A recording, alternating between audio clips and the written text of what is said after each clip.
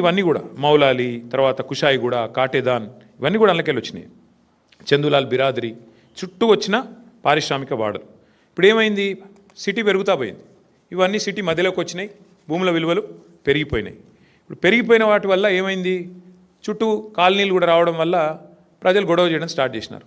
మరి మా చుట్టూ కాలనీలు వచ్చినాయి, మధ్యలో కాలుష్యం ఉంది. ఇప్పుడు బాచుపల్లి వాళ్ళు కూడా గొడవ చేస్తూ ఉన్నారు, కాలుష్యం వస్తుంది అని. దానికి 2013లో అప్పుడున్న కాంగ్రెస్ ప్రభుత్వం ఒక జీవో తెచ్చింది, జీవో నెంబర్ 20, కిరణ్ కుమార్ రెడ్డి గారి ప్రభుత్వం. ఏమై జీవో నెంబర్ 20 ఉద్దేశము ఏమని అంటే, మీరు ఓఆర్ఆర్ లోపల ఉండే కాలుష్యకారక పరిశ్రమలు, పొల్యూటింగ్ ఇండస్ట్రీస్ని బయటికి తరలించాలి అనేది ఆ జీవో సారాంశం. మా ప్రభుత్వం ఉన్నప్పుడు మేము కూడా ప్రయత్నం చేశాం. ఇన్ఫ్యాక్ట్ ఫార్మా సిటీ పెడదామనుకునే దానికి మెయిన్ కారణమే ఇది. ఫార్మా ఇండస్ట్రీ ఏదైతే జీడిమెట్లలో, అట్లాగే మల్లాపూర్లో, నాచారంలో, ఇతర ప్రాంతాల్లో ఉన్నదో వీళ్ళందరినీ కూడా అవసరమైతే ఓఆర్ఆర్ బయటికి ఒకటే ప్రాంతానికి తరలించి ఒకటే చోట 19,000 ఎకరాల్లో మేము ఫార్మా సిటీ పెట్టాలనుకునే దానికి మెయిన్ ఉద్దేశమే ఇది. ఎందుకంటే ఈ ప్రాంతం అంతా కూడా కాలుష్య బారిన పడకుండా, ఇంకోటి ఇబ్బంది పడకుండా. సరే, ఇవాళ దానికి ఫ్యూచర్ సిటీ అనే పేరు పెట్టి అక్కడ కూడా రియల్ ఎస్టేట్ బ్రోకర్ పనిచేస్తూ ఉన్నారు ముఖ్యమంత్రి గారు. ఇప్పుడు మేమేమంటున్నామంటే, ఇందులో చాలా భూములు, ఇప్పుడు ఆజామాబాద్ ఇండస్ట్రియల్ ఏరియా ఉంది ఉదాహరణకు, మీకు చెప్తా ఉన్నా. మేము కూడా గతంలో ప్రయత్నం చేసినాం, మేము చేయలేదని కాదు. మేమేం ప్రయత్నం చేసినాము, ఇప్పుడు ఉదాహరణకి ఆజామాబాద్లో ఆనాడు 40 ఏళ్ళ కిందట, 50 ఏళ్ళ కిందట వద్దిరాజు రవిచంద్ర గారికి గవర్నమెంట్ ఒక 5 ఎకరాలు స్థలం ఇచ్చింది అనుకోండి. ఆయనకి ఎంతకో అంతకి ఇచ్చింటాం అప్పట్లో ఉన్న గవర్నమెంట్. ఇచ్చిన తర్వాత వద్దిరాజు గారు కొంతకాలం నడిపిండు ఇండస్ట్రీ, ఓ 10 ఏళ్ళకో 15 ఏళ్ళకో నడిపి, తర్వాత ఫర్ వాట్ ఎవర్ రీజన్ ఆయన బంద్ పెట్టుకున్నాడు. తర్వాత భూమి ఆయన చేతుల్లో ఉంది, అవసరమైతే ఆడు ఇంకేదో చేస్తున్నాడు. మేమేం పెట్టినామంటే, గతంలో మేము కూడా దీన్ని ఇట్లాంటి ల్యాండ్స్ని ఏం చేయాలి అని ఆలోచించి, ఇంకో ఇది ఆనాడు 2022 సెప్టెంబర్లో ఆనాడు మేము తెచ్చిన చట్టం, ఆజామాబాద్ ఇండస్ట్రియల్ ల్యాండ్స్ని రెగ్యులరైజ్ చేస్తూ తెచ్చిన చట్టం. అందులో ఏం పెట్టాం మేము, ఒకవేళ వద్దిరాజు రవిచంద్ర గారికి మనం ఇచ్చిన భూమి కనుక ఆయన చేతుల్లోనే ఉంటే, ఆ రోజు డబ్బులు కట్టి ఉన్నప్పటికీ కూడా ఇవాళ మరి ల్యాండ్ యూజ్ మారుతున్నది కాబట్టి, ఆ రోజు పరిశ్రమకున్న భూమిని ఇవాళ మారుస్తున్నారు కాబట్టి 100% రిజిస్ట్రేషన్ 100% మళ్ళీ కట్టి ఇస్తే మళ్ళీ మీకు ఇస్తాము, మీరు వాడుకోండి అని చెప్పాం. లేదు, కొంతమంది ఏం చేస్తారు, వద్దిరాజు రవిచంద్ర గారికి ఇచ్చింది, ఆయన ఏం చేసింటాడు, ల్యాండ్ 10 ఏళ్ళకో 15 ఏళ్ళకో అవసరం పడి అమ్ముకుంటాడు. గంగుల కమలాకర్ గారికి అమ్ముకున్నాడు అనుకోండి. ఇప్పుడు గంగుల కమలాకర్ గారి చేతిలో ఉందనుకో ఆ భూమి, ఎగ్జాంపుల్ చెప్తున్నా, మీరు సీరియస్ తీసుకున్నారు. గంగుల కమలాకర్ గారి చేతిలో ఉంటే ఒరిజినల్ అలాటీ చేతిలో కాకుండా ఇంకొకరి చేతిలో కనుక మారింటే, ఆ రోజు మా ప్రభుత్వం పెట్టింది ఏంటి అంటే నిబంధన, అట్లాంటి కేటగిరీ ఉంటే కేటగిరీ 2 కింద పెట్టి 200% కట్టాలి మీరు, 200%. ఎందుకంటే మీరు అప్పుడే నిబంధనలు తుంగలో దెక్కారు. రవిచంద్ర గారికి ఇస్తే రవిచంద్ర గారు నడపకుండా ఇంకొకరికి అమ్ముకున్నాడు, ప్రభుత్వ భూమి హక్కు లేకపోయినా అమ్ముకున్నాడు, ఆయన కొనుక్కున్నాడు. కాబట్టి 200% అని పెట్టినాం. ఈరోజు వీళ్ళు ఏం చేస్తున్నారు ఎరికేనా మీకు, ఎంత టూ మచ్ అంటే, కేసీఆర్ ప్రభుత్వం వచ్చినాక మీకు తెలుసు, హైదరాబాద్ నగరంలో కాదు మొత్తం తెలంగాణలో భూముల ధరలకు రెక్కలు వచ్చినాయి. 5 లక్షలు కూడా పలకని భూమి ఒక్కొక్క కాడ 50 లక్షలకు పోయింది. 10 రెట్లు, 20 రెట్లు, 30 రెట్లు పెరిగిన భూములు ఎన్నో ఉన్నాయి తెలంగాణ వ్యాప్తంగా. ఆదిలాబాదు, నారాయణఖేడు, ఈ మూల ఆ మూలని కాదు, అలంపూరు, గద్వాల, అంతటా భూముల ధరలు పెరిగినాయి. ఇవాళ రేవంత్ రెడ్డి గారు ఏం చేస్తున్నారంటే, ఆయన ప్రభుత్వం ఏం ఆలోచన, ఎంత పెద్ద కుంభకోణం అంటే ఇదేం పాలసీ అంటే తెలుసా మీకు, ఈ 9,292 ఎకరాలు వీళ్ళు ఏం చేస్తారట అంటే, మా గవర్నమెంట్లో మేమున్నప్పుడేమో 100% SRO రేట్ చెల్లించాలా ఒరిజినల్ అలాటీ చేతిలో ఉంటే, ఒరిజినల్ అలాటీ చేతిలో కాకుండా ఇంకోరి చేతికి పోతే 200% అని పెడితే, రేవంత్ రెడ్డి ఏమంటున్నాడు, కేవలం అప్లికేషన్ పెట్టుకుంటే వారం రోజులనే పర్మిషన్ ఇస్తారట. ఏది, TS ఐపాస్ లెక్క, అర్జెంటుగా డబ్బులు కావాలి కాబట్టి, అర్జెంటుగా లూట్ చేయాలి కాబట్టి వారం రోజుల్లో పర్మిషన్, మరొక వారం రోజుల్లో స్పెషల్ CS ఆధ్వర్యంలో కమిటీ అప్రూవల్, మరొక వారం రోజుల్లో ఫీజు డిమాండ్ నోటీస్, 45 రోజుల్లో మొత్తం ప్రక్రియ పూర్తి. అన్నింటికి మించిన హైలైట్ ఏంటంటే 100%, 200% నిబంధన మనం పెడితే మన కేసీఆర్ గవర్నమెంట్లో 30% కడితే చాలంట. ఎంత హైలైట్ అంటే 30% చాలంటే, ఏది 30% SRO విలువ. ఉదాహరణకి మీకు ఎగ్జాంపుల్ చెప్తాను. అజామాబాద్లో ప్రస్తుతం SRO విలువ, SRO వాల్యుయేషన్ 32,000 రూపాయలు ఉంది. కానీ అక్కడ మార్కెట్లో 1,50,000 ఉంటుంది. యాజ్ ఇట్ ఈస్ 5 రెట్ల తేడా ఉంటుంది. బాలానగర్లో 45,000 ఉంది, కానీ బయట మార్కెట్లో 2 లక్షలు ఉంటుంది. జీడిమెట్లలో 32,000, 12,000 నుంచి 32,000 ఉంది. మార్కెట్ వాల్యూ దగ్గర దగ్గర 1,00,000 ఉంది. నాచారంలో 2,300 రూపాయల నుంచి 37,000 దాకా ఉంది. మార్కెట్ వాల్యూ 1,00,000 ఉంది గజం నేను చెప్పేది. చెర్లపల్లిలో 10,000 ఉంది. గజం ఎస్ఆర్ఓ ప్రకారం. మార్కెట్ వాల్యూ కనీసం 75-80 వేలు ఉంటుంది. మల్లాపూర్లో కేవలం 8,400 ఉంది ఎస్ఆర్ఓ వాల్యుయేషన్. మార్కెట్ వాల్యూ కనీసం 70-75 వేలు ఉంటుంది. ఇప్పుడు వాళ్ళు చెప్పే రేవంత్ రెడ్డి చెప్పే లెక్క ఏంటంటే, చెర్లపల్లిలో నీకు ఇండస్ట్రీ ఉందనుకో, మార్కెట్ వాల్యూ అక్కడ 1,00,000 ఉన్నప్పటికీ ఎస్ఆర్ఓ వాల్యూ 10,000 ఉంటే రేవంత్ రెడ్డి గారు ఏమంటున్నారు, మీరు అందులో 3,000 కడితే చాలంట, మీకు ఇచ్చేస్తాం 45 రోజుల్లో. ఇంకా హైలైట్ చెప్తాను మీకు. ఉదాహరణకి అంటే కేసీఆర్ ప్రభుత్వంలో అజామాబాద్లో మీకు ఈ ల్యాండ్ మీకు ఉంటే మీరు దాన్ని రెగ్యులరైజ్ చేసుకోవాలంటే మీరు 32,000 అక్కడ మార్కెట్ ఎస్ఆర్ఓ వాల్యూ ఉంటే మీరు చేతులు కింద మారింటే 64,000 కట్టాలని మనం పెట్టినాం. ఇప్పుడు రేవంత్ రెడ్డి గారు ఏమంటున్నారు తెలుసా, 32,000 వాల్యూ ఉంటే ఎస్ఆర్ఓది కేవలం 10-11,000 కడితే చాలు, మీకు ఇచ్చేస్తాం, మీరు తీసేసుకోండి. అంటే దీని వెనక ఉన్న కుంభకోణంలో ఇక్కడ మెయిన్ పాయింట్ ఏంటంటే, ఇవాళ ఒక ముఠా తిరుగుతుంది హైదరాబాద్లో.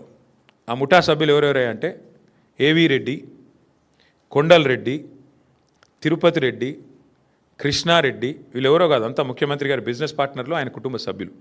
మొత్తం అగ్రిమెంట్లు చేసి పెట్టుకున్నారు. ఇవన్నీ మొత్తం ఈ భూములన్నిటికీ అగ్రిమెంట్లు, వెనకాల ఎంఓయూలు, ఒప్పందాలు అన్నీ కుదుర్చుకున్న తర్వాతనే మళ్ళీ దీని మీద ఆర్ఆర్ ట్యాక్స్ ఉంటుంది. ప్రతి దగ్గర ప్రభుత్వానికి వచ్చేది 30%, మళ్ళీ తర్వాత 60%, 70% రేవంత్ రెడ్డి గారికి, కాంగ్రెస్కు ట్యాక్స్ కట్టాలి, కప్పం కట్టవలసిందే. ఈ లెవెల్లో అంటే ఒక 4-5 లక్షల కోట్ల భూములకు వీళ్ళు పెట్టిన టెండర్ ఇది. నేను అడిగేది ఒక్కటే, మీరు ఆలోచించండి దయచేసి. మొన్న మీరు జూబ్లీహిల్స్ ఎలక్షన్ చూసినారు.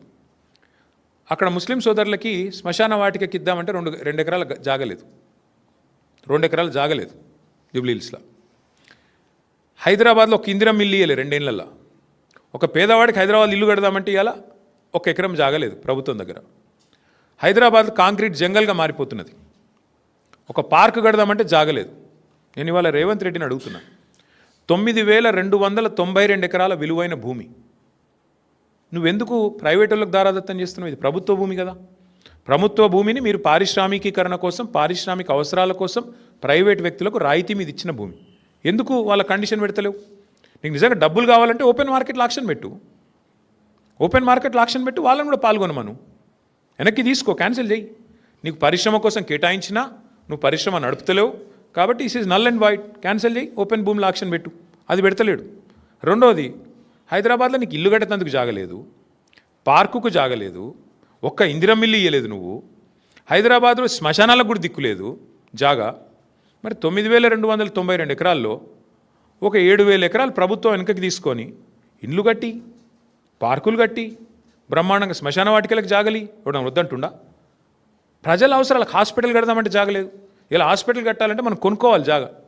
ప్రభుత్వం ఏదైనా కొత్తది ఏదైనా చేయాలంటే కొనుక్కోవాలి. నువ్వేం చేస్తున్నావు? ప్రభుత్వ భూమి, పరిశ్రమల అవసరాల కోసం ఇచ్చిన భూమి ఇలా పెద్దలకు, పెద్ద పెద్ద గద్దలకు, డబ్బులున్న వాళ్ళకు, 1,000 కోట్లు ఉన్న వాళ్ళకు ఇలా ధారాదత్తం చేసి మొత్తం వాళ్ళకి సంతర్పణ చేసి ఎవరి లాభం కోసం చేస్తున్నావు? ఎవరి కోసం చేస్తున్నావు ఇంత పెద్ద లూటు? ఇది 5 లక్షల కోట్ల కుంభకోణం. 1 కాదు, 2 కాదు, 5 లక్షల కోట్ల విలువ చేసే ఆస్తిని కాజేయడానికి చేస్తున్న పన్నాగం. నేను మాత్రం స్పష్టంగా చెప్తా ఉన్నా, ఈ విషయంలో మేము వదిలిపెట్టం, న్యాయ పోరాటము చేస్తాము. తప్పకుండా భవిష్యత్తులో ఈ భూములు ఎవరైనా కొన్నవాళ్ళు కానీ ఇంకోటి కానీ పరిణామాలు ఎదుర్కొంటారు. ఈ విషయం కూడా నేను ముందే చెప్తా ఉన్నా. తప్పకుండా ఈ విషయంలో చిక్కుల్లో పడుతుంది ప్రభుత్వం కూడా. ఇట్లాంటి లూట్ ఎక్కడ జరగలేదు. బాంబేలో, మహారాష్ట్రలో మేము కూడా స్టడీ చేసినాం పాలసీలు ఆనాడు గవర్నమెంట్లో ఉన్నప్పుడు, వీటిని ఎట్లా చేద్దామని. మహారాష్ట్రలో పెద్ద ఎత్తున టెక్స్టైల్ మిల్స్ ఉండేది బాంబేలో, కమలా మిల్స్ అని, ఫినిక్స్ మిల్స్ అని. అక్కడ ఏం చేసినారు తెలుసా? ఇట్లాగే సేమ్ థింగ్, ఊరు మధ్యలోకి వచ్చేసింది మిల్లు. ఏం చేసినారు? వాళ్ళకు ఒక ఆఫర్ ఇచ్చారు, మీరు 50% ల్యాండ్ తిరిగి ఇచ్చేయండి గవర్నమెంట్కి, 50% వాడుకోండి అని చెప్పినారు. మరి నువ్వేం చేస్తున్నావు? 9,292 ఎకరాలు నీ అత్త సొమ్ము అన్నట్టు, నీ అబ్బ సొత్తు అన్నట్టు ఇలా సంతర్పణ చేస్తున్నావు. ఎవరి సొత్తు? ఎందుకు అడుగుతలేవు? వెనుకకు సగం ఇచ్చేయమని అడుగు, డిమాండ్ పెట్టు. 50% land should be given back. కట్టు, అందులో ఇందిరం ఇల్లు కట్టు, హాస్పిటల్ కట్టు, పేదవాళ్లకు మరి బ్రహ్మాండంగా ఇల్లు కట్టి మేము వద్దంటున్నామా? శ్మశాన వాటికలకి, పార్కులు కట్టు. ఇది ఏది వద్దంట. హైదరాబాద్లో ఇంచు జాగా దొరకది. చూస్తున్నాం, హైడ్రా తెల్లారు లేస్తే అరాచకం. ఏది పేదవాళ్ళ మీద 40 గజాలు 30 గజాలు పోయి కులగొడతా ఉంటారు. మరి 9,292 ఎకరాలు నీ అబ్బ సొత్తా, ఏ సొత్తా? ఎట్లిస్తావు నువ్వు ప్రభుత్వ సొత్తును? ఇష్టం వచ్చినట్టు ఎవడికి పడితే వాడికి. ఈ విషయంలో వదిలిపెట్టం, ఊరుకోము.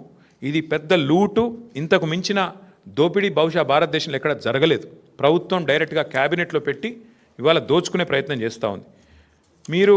మేమేమో 15 రోజుల్లో అనుమతులు పరిశ్రమలకు అందించినాం. నువ్వేం చేస్తున్నావు? 15 రోజుల్లో భూములు అమ్ముకోవడానికి, 15 రోజుల్లో ఇష్టం వచ్చిన వాడికి ఇష్టం వచ్చినట్టు అగ్రిమెంట్లు చేసుకోవడానికి, తెర వెనుక బాగోతాలు చేసుకోవడానికి, సెటిల్మెంట్లు చేసుకోవడానికి. నేను చెప్పట్లేదు కదా, మీ మంత్రి గారు కుమార్తె చెప్తోంది భూముల గురించి ఎట్లా దందాలు జరుగుతున్నాయి, ఎట్లా గొడవలు జరుగుతున్నాయి, ముఖ్యమంత్రుల అనుయాయులు తుపాకులు పెట్టి ఎట్లా బెదిరిస్తున్నారు, ఇవన్నీ కూడా జరుగుతూ ఉన్నాయి. ఖచ్చితంగా దీన్ని విత్డ్రా చేసుకోవాలి ప్రభుత్వం, లేకపోతే మాత్రం మేము ఊరుకోము. ముమ్మాటికి కొట్లాడతాం, న్యాయ పోరాటం చేస్తాం, ప్రజల్లో కూడా ఈ అంశాన్ని పెద్ద ఎత్తున తీసుకొని పోతాం. ఇంకొక మాట కూడా నేను చెప్తా ఉన్నా, పారిశ్రామికవేత్తలు ఎవరైతే ఈ భూములు పొందారో మీరు కూడా గుర్తుపెట్టుకోండి, తప్పకుండా ప్రతిరోజు ఒక రోజులాగా ఉండదు. భవిష్యత్తులో వచ్చే ప్రభుత్వాలు డెఫినెట్గా మా ప్రభుత్వం వస్తుంది. తప్పకుండా మీరు ఇప్పుడు ఈ విషయంలో అనవసరంగా రేవంత్ రెడ్డి కుట్రలో పడితే, ట్రాప్లో పడితే మీరు కూడా ఇబ్బందులు పాలవుతారు, ముందే చెప్తా ఉన్నాం.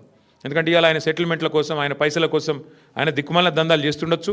మీరు ఈ ట్రాప్లో పడకండి, న్యాయంగా చేద్దాం. చేసేది ఉంటే 100% 200% కట్టాలా, లేదా వాపస్ 50% ప్రజలకు ఇవ్వాలా. మీకు ఇచ్చిందే ఇప్పుడు సింపుల్ లెక్క. నేను మా సుదర్శన్ రెడ్డి గారికి ల్యాండ్ కేటాయించానండి, ఉదాహరణకు చెప్తాను. ఇంకొకటి మీకు అర్థమవుతుంది, సులువైన భాషలో చెప్తున్నాను. సుదర్శన్ రెడ్డి వస్తాడు నా దగ్గరికి, అన్న నాకు హైదరాబాద్లో నువ్వు ప్రభుత్వంలో ఉన్నావు కదా, 1 ఎకరం కేటాయించు భూమి అంటాడు. ఉత్తగానే కేటాయిస్తారా? ఇయ్యం కదా. దేనికి అని అడుగుతాం. దేనికి ఇవ్వాలి నీకు భూమి?